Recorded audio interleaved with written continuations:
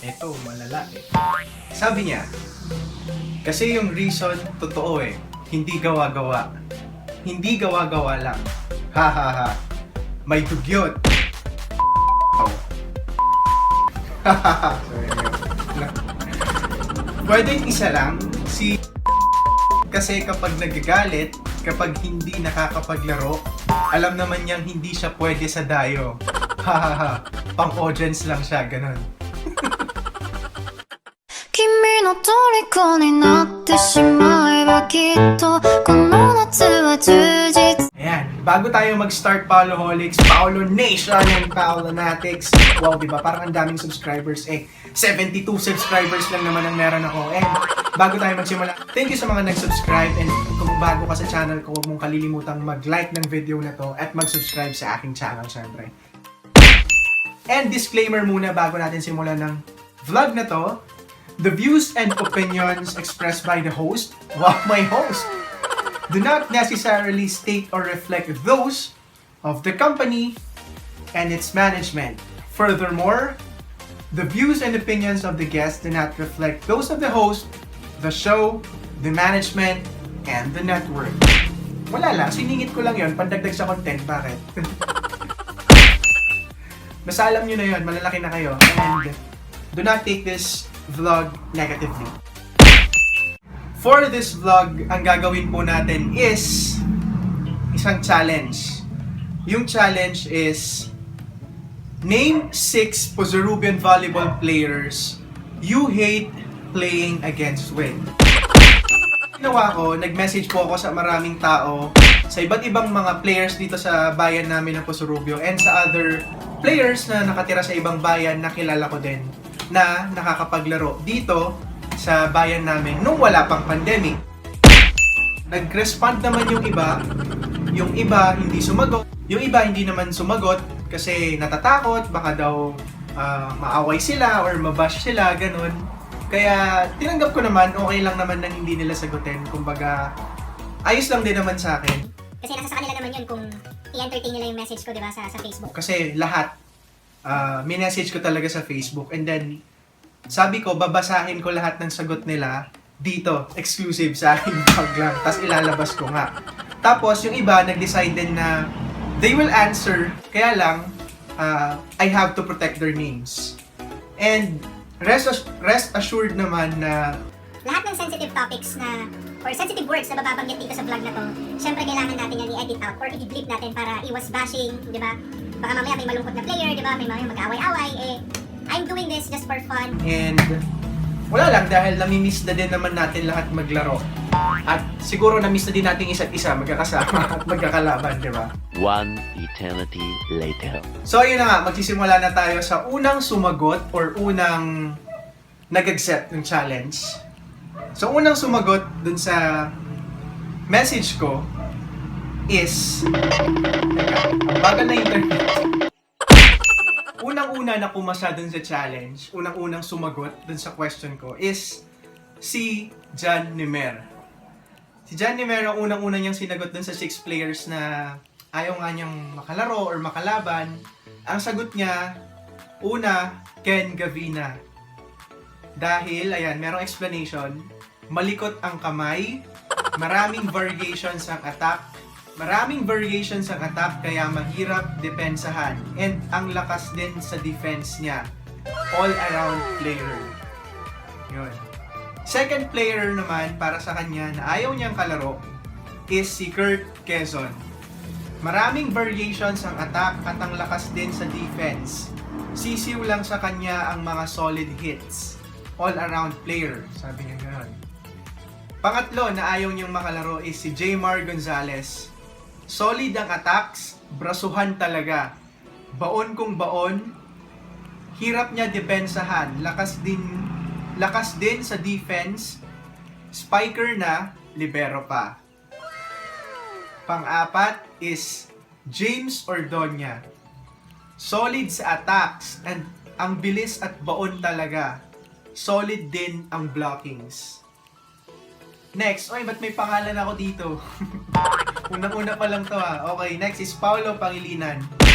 Legit na brasuhan. Hirap makontrol yung sa palo niya kasi ang bigat talaga at marami ding variations sa attack. Superb sa receive at defense. All-around player. Oh, salamat po. Last player na ayaw niyang kalaro, Kenley De Vera. Lakas sa attacks, matalino maglaro. Hirap talaga depensahan and lakas din sa defense. So yun po yung sagot ni Sir John Nimer. Ito naman yung entry ni Mark John Tolete. Si Lasku. Number 1 sa listahan niya is Kenneth John Gavina. Ayokong makalaban yan kasi halos marunong siya sa lahat ng positions. At saka sa kalam yun lang. Number 2 niya, Gil Salcedo. Ayoko din siya makalaban kasi minsan maingay siya sa court. Nape-pressure ako, lalo na kapag kaharap ko siya kasi parehas kaming setter. Dati, makantsaw, sabi niya. At saka ang bilis niyang makakuha ng connections. Lalo na sa mid-attackers niya, dun ko siya lodi, yun lang. Number 3, oh, it's my name again. Paolo Pangilinan. Hate ko yan kalaban kasi dati ang lakas ng service niya, halos di ko ma-receive. Saan ako? Halos di ko ma-receive ng maayos at saka magaling din siya sa libero lalo na sa spikings. Ayoko lang yung serve niya, medyo nahihirapan ako sa pag-receive. Pero power yan sa court lalo na kapag attitude kalaban. Ay na makapaghiyaw, yan akala mo talaga championship na. So yun. Number 4, Kurt William Quezon. Medyo takot ko na kalabanin kasi compared dati, nakakaya ko siyang labanan.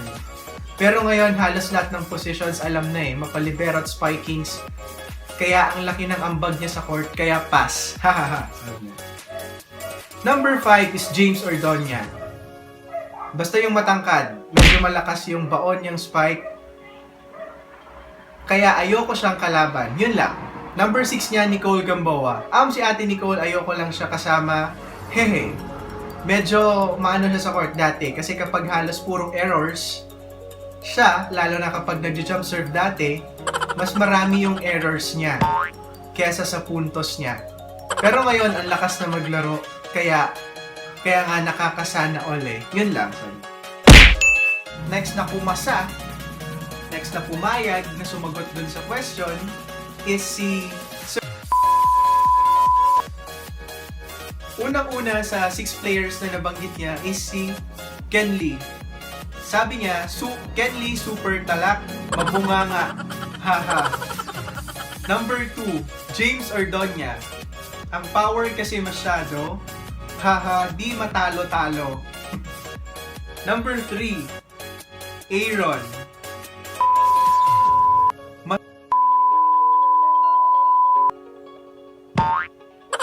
Oh no! Next, Jmar. Masyadong malakas pumalo, nakakaloka. And last, John Mark. Puro error mag-play. Ayun, tas may message siya sa dulo. Haha, kuya, wala naman talaga akong kinaiinisan And meron pa pala isa, lilima lang pala yun. 1, 2, 3, 4, 5. 5 lang pala yung nabanggit niya. Last player na ayaw niyang makalaro is si John Nimer. Minsan di ko ma-receive serve niya. Haha, and ang bilis kasi masyado. Next naman na sumagot is si Jerome Mina. Number 1 player niya na ayaw niyang makalaban is si Jmar Gonzalez. Siya yung best open spiker ko kasi halimaw pumalo. Itataas mo siya ng bahala. Mas gusto ko siya kasama kaysa kalaban. Number 2, Sir John Mark De Vera, opposite spiker. Hindi siya maarte, isa sa dapat pagtuunan ng pansin pagkalaban siya. Number 3, setter naman niya na ayaw niyang kalaban, si Gilbert. Small but terrible and mautak. Number 4, John Nimer. Minsan ayaw ko siya kalaban, gusto ko kakampi. Haha, mabigat ang palo. Number 5 niya is Sir Ken De Vera. Tama raw. Nakalagay. Nagustuhan ko sa kanya yung flexibility niya kahit matanda na. Hahaha, char. Number 6 is Sir Richard Vinluan, middle. Map plus, sabi niya gano'n. Map plus is sa Pangasinan, mabilis. And unpredictable. Tapos may last, ano pa siya, may message siya sa dulo. Pag sila siguro nagsama-sama, best team sila para sa akin. Tapos ako, extra player. Next player naman, ito si Jonel Barak Abawar. Number 1 na ayaw niyang kalaro, James Ordonia. Dahil sa matangkad at malakas pumalo. Number 2, Ken Gavina. Mautang maglaro, malakas pumalo at sobrang galing niya. Idol ko yan eh, sabi niya. Number 3, Gil Salcedo. Mautak, magaling mag-set, halimaw sa loob ng court. Number 4, Kurt Quezon. Idol ko tong batang ito. Magaling sa dig, serve, spikes, sa set na din. Number 5, Diyos ko po, may pangalan na naman ako. Paolo Pangilinan. Power kong maglaro to, isa sa mga kinatatakutan ko idig. Dati, dahil sa malakas pumalo. Number 6, Queen Tamaraw. Nakakatakot to kalaro dahil sa mautak maglaro, power kung power. Yun naman yung sinabi ni Jonel Abawa. Ito naman yung kay Brian sa Bandal, yung 6 players na ayaw niyang makalaro. Unang-una, suki. Ako na naman, pangalan ko na naman, Kuya Pao. Power kapag naka-spike na, feeling mo target niya mukha mo. Uy, hindi naman ha. Can you explain? Number 2, Hill. Sure na makakapalo yung mga spiker kasi magaling mag-set. Number 3, Jansen. Wala na dapat i-reason. Lodi talaga. Next, Ken. May pa-late game to pagtambak na. Haha. Ano yun? Walang. Andrew. Ewan. Haha. Basta nagagalingan ako sa kanya. And lastly, Kurt. Lakas makadig eh. Yan lang. Yun lang yung sinabi ni Brian. Kalagitnaan ng shoot na walan ng kuryente. Galing-galing. So ayun, resume tayo. Resume tayo. Ano to? Online selling. Unang-una sa listahan ni Gil is Jesusa Malpog. Ever since, because of her attitude, hindi sa mayabang ako at namamaliit o baka nang mamaliit inside and outside ng court. Number 2, Mark Paular. At madada. Char. Friendly rin pag sa labas ng court. Number 3, Zaidel Makairap. Ayoko siyang kalaban pero gusto ko siyang ka-team. Alam natin na at her age, her talaga? Her talaga?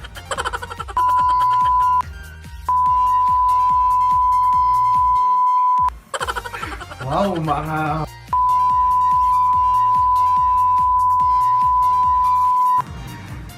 Woo!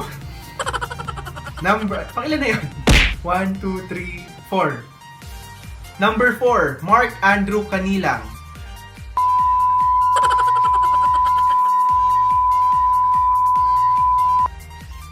Oh no! Next, Tristan Palyada. Wala at labas ng court. Sure na. Yun yung sagot niya. Yung pang-anim. Pang-anim niya is Carlo Barlaan. Masyado galawan niya. Sa loob ng court.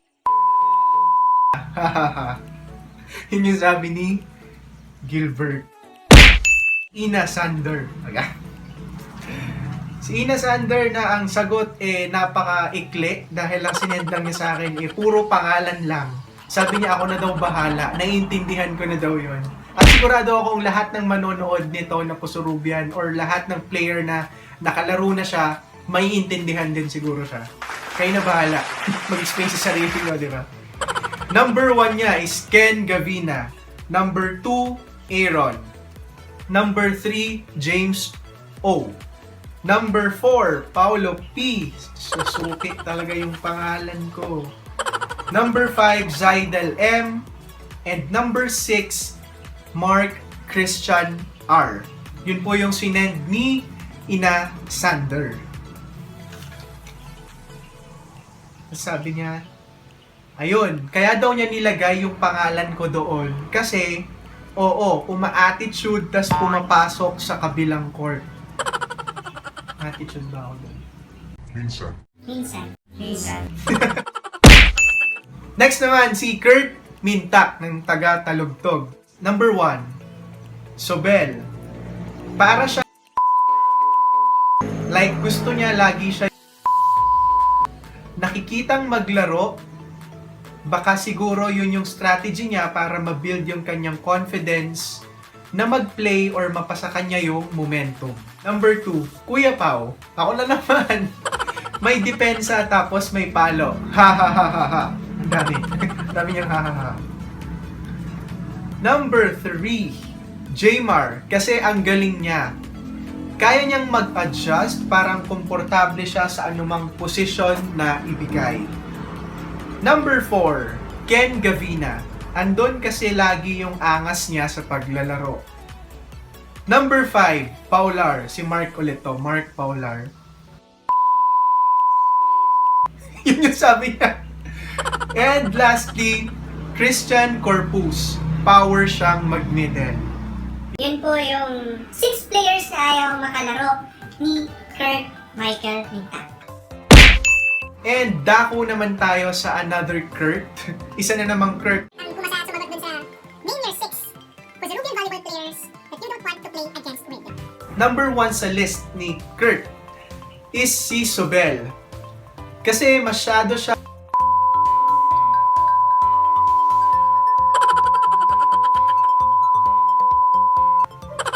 parang same sila nung answer nung kapangalan niya.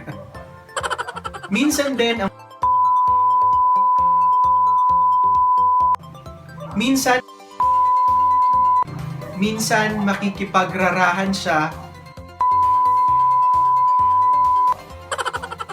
Number 2, Paular. Masyado minsan may gawa naman siya. Tas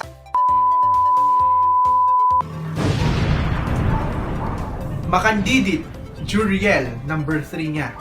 Masyado umi-improve lang ng konti. Volleyball. Number 4, tayo sa number 4 niya is Kuya Ken and Hill. Maganda pakikitungo sa akin, tsaka ang bait sa akin. Ha ha ha. Yung sagot niya.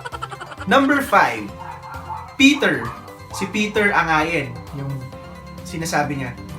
Nabibilib lang kasi ako sa tropa na kahit di siya ganun kalakas sa larangan ng volleyball, patuloy pa din siya sa pagpapalakas para sa team. And yes, saksi ako doon. Talagang nakita ko din naman yung improvement ng bata, tsaka gumaling na talaga siya. Ba't ako nagko-comment sa sagot na iba? Pwede ba yun? Okay, number 6 sa list ni Kurt is si Kuya Christian Corpus. Natutuwa kasi ako ang laki ng in-improve niya ngayon. Ha ha ha. Romel Freehas, taga Nama. Sa isa niya yung yung message. Kaya parang mahirapan yata ako dito. Pero thank you pa din sa pagsagot. Number 1 sa list ni Romel Freehas is James Ordonia. Ha ha ha, wala apakalakas, grabe, kakatakot, lakas pa tumalon, isa sa iniidolo ko. Number 2, it's my name again. Ako ulit. Paolo Pangilinan. Ha ha ha, power open, lalo na yung service, idol. Siguro dahil nag-jump serve ako. Explain na naman, no? Number 3, Hil Salcedo. Ha ha ha, Grabe set niya, kahit na nag-a-adjust, maganda pa din set. Number 4, Daniel Malyari. Hahaha, apaka-friendly, tas yung laro, overall idol. Kahit ang liit. Number 5, sinabi niya nilista niya yung sarili niya, Romel Frias. Siyempre, pati sarili ko, hahaha. Minsan bibilib din ako sa sarili ko kahit medyo mahina. Yung sabi niya. And number 6, Kenneth Gavina. Grabe yung play nila ni Hill pag sila na magkasama, idol. Yun yung sinabi ni Romel Frias.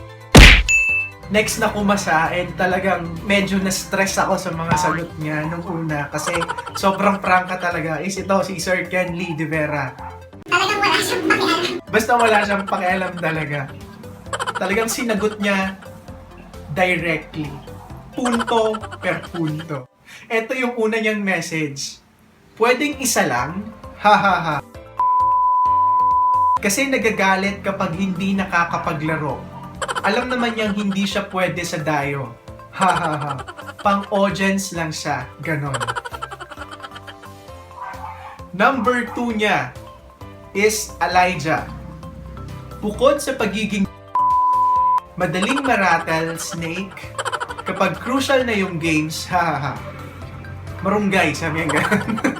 Hindi niya sabihin, Charnam. Tapos sabi niya sa akin, baliw ka talaga, pinipilit mo kasi ako And then, number 3 and 4, Jmar at James. Magaling na kalaro, nakaka-challenge. You will really think on how to outplay them. Though parang anak ko na din sila kasi they undergone training with me. Proud Queen, tama raw daw siya kasi lumakas sila ng bongga at never nila siyang inattitudean. Tama naman. Next sa list niya is Zaiden. Bukod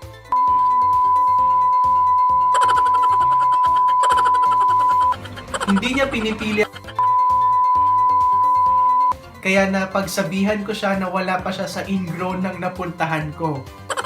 Nagawa ko, na-achieve ko, at mga lugar na napuntahan ko dahil sa paglalaro ng volleyball. O diba talagang marami nang nadayuhan si Queen Tamara pagdating sa sa volleyball. Kaya huwag niyo daw awayin. Last na sa listahan ni Ken Lee. Carlo. Sorry. Nauna na yung tawa ko talaga. Ngayon ko lang ito nabasa. First time talaga. Sabi ko kasi sa kanya, babasahin ko lahat yung mga message mo, lalo na yung mahaba. Mamaya na para raw yung emotion ko. At ito na nga, tawang-tawa talaga ako. Carlo. Sa pagre-referee. Kaya sumikat siya at nagkaroon ng madaming bashers. Though nakikinig naman siya ng aking advices. So magaling naman pala. Kapag laro, wala naman akong masabi kasi buwis buhay ang kanyang ginagawa. Iwasan lang ang rattlesnake kapag crucial na yung game. Kasi minsan nawawala yung laro niya. Natatawa talaga ako, sorry po. Tapos inulit niya yung sa number 1 niya. I give it 10 para hindi mag-play kapag may dayo. Hindi naman sa pangda-down ng skills, pero dapat alam niya sa sarili niya kung saan siya lulugar. Dapat alam niya sa sarili niya kung saan siya lulugar. Tuwing may dayo. Isa pa, dapat marunong siya umunawa ng sitwasyon kapag naglalaro. Hindi yung nagagalit, sumisigaw at nagbabanta ng kung ano-ano. Mahilig pang magpahiya at mag-away ng mga players. Ayun po. Yun Sinabi po ni Ken Mayor na hindi ko po opinion yun. sobrang lakas. Tama, lakas tapang niyang sinabi talaga. Next naman yung kay Sadrex. Ayan. Sinend niya sa akin yung 6 players niya. First sa kanyang listahan is Alan. Ha ha ha ha ha. No explanation. Sabi niya ganun. Number 2, Kuya James. Ha ha ha. Facial niya kasi ako. O naalala ko yun, Sanrex. Sa gym ba? Tsaka sa sports complex yata. Number 3 sa listahan ni Sanrex, Aaron. Haha, mabilis, maratel. Ha ha ha. At ito rin haha, binabasa ko, diba? Sorry naman.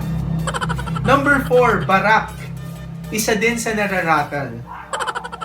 Number 5, Peter. Pagkalaban, nararattle ako. Ga, ga, ga. Sabi niya ganun. Chandrex, crush mo si Peter? Joke lang. Ivan. Ayoko makalaban, haha. Lagi akong nabablakan. Sabi niya ganun. Yun yung first part nung mga sumagot dun sa aking challenge. And I'd like to thank all the people who participated. And maraming salamat po talaga sa pagsagot, sa pag-accept ng challenge. And sana po walang mapikon. This is just for fun. We're doing this all for the volleyball community dito sa Puso-Rubio. And para maging aware tayo dun sa mga ginagawa natin, di ba? Na minsan hindi natin napapansin. Kasi nga, masyado tayong focus dun sa game. And sana wag nating dibdibin yung mga negative comments. Bagkus, wow, bagkus, di ba? Baguhin na lang natin yung sarili natin or mag-adjust tayo ng konti para dun sa mga players na nakakasalamuhan natin. I hope you enjoyed this vlog and sana wala pong mag-react na negative about this vlog, about yung mga sinabi ng mga taong minessage ko. Sana po do not take it negatively.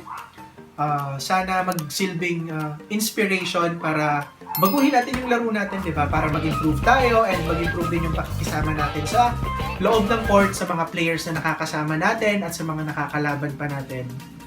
And yun, thank you! Thank you for watching this vlog, and if you're new to my channel, please don't forget to like this video and subscribe to my channel and hit the notification bell for you to be updated for my new videos like this one. Thank you and God bless.